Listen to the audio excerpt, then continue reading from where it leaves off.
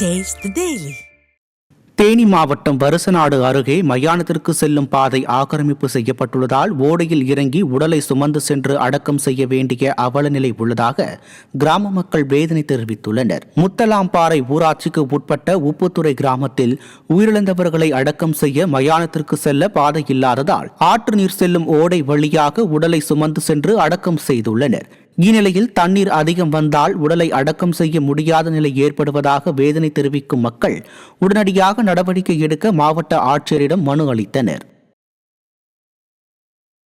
ராமநாதபுரம் மாவட்ட ஆட்சியர் அலுவலகத்தில் சவுதியில் மீன்பிடி கூலியாக சென்ற மகனை அடைத்து வைத்து கொடுமைப்படுத்துவதாக தாய் கண்ணீர் மல்க மனு அளித்தார். தங்கச்சி மடம் பகுதியைச் சேர்ந்த நிர்மல் என்பவர் மீன்பிடி கூலியாக சவுதிக்கு சென்ற நிலையில் சவுதி கடற்படை கைது செய்து 1 மாதத்திற்கு முன் விடுவித்தது.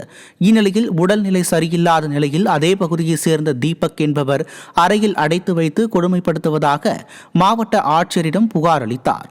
அவரை உடனே மீட்டு தருமாறு அவரது தாய் சாந்தி மற்றும் அவரது மனைவி குழந்தைகளுடன் கண்ணீருடன் மனு அளித்தார்.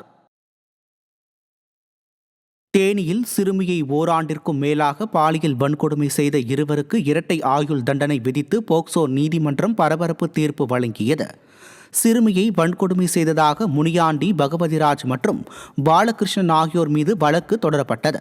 இதில் பாலகிருஷ்ணன் உயிரிழந்த நிலையில் மற்ற இருவருக்கும் இரட்டை ஆயுள் தண்டனை வழங்கி தேனி மாவட்ட போக்சோ முதன்மை சிறப்பு நீதிமன்ற நீதிபதி உத்தரவிட்டார். மேலும் சிறுமியின் கல்வி மற்றும் எதிர்கால வாழ்விற்காக தமிழக அரசு 10 லட்சம் ரூபாய் இழப்பீடு வழங்க வேண்டும் என்றும் தீர்ப்பளித்தார். திருப்பத்தூர் மாவட்டம் ஆம்பூர் அருகே போனஸ் மற்றும் நிலுவைத் தொகை வழங்காத தோல் தொழிற்சாலையை கண்டித்து தொழிலாளர்கள் போராட்டத்தில் ஈடுபட்டனர். பெரியவரியம் பகுதியில் செயல்படும் தனியார் தோல் தொழிற்சாலையில் 180க்கும் மேற்பட்ட தொழிலாளர்கள் வேலையில்லாமல் நிறுத்தப்பட்டுள்ளனர். இந்த நிலையில் கடந்த 9 மாதங்களாகியும் தொழிலாளர்களுக்கு சேர வேண்டிய நிலுவைத் தொகை மற்றும் போனஸ் தொகை வழங்கப்படாமல் உள்ளது. இதனை கண்டித்து போராட்டம் நடைபெற்றது. காவல்துறையினருக்கும் தொழிலாளர்களுக்கும் இடையே கடும் வாக்குவாதம் ஏற்பட்டது.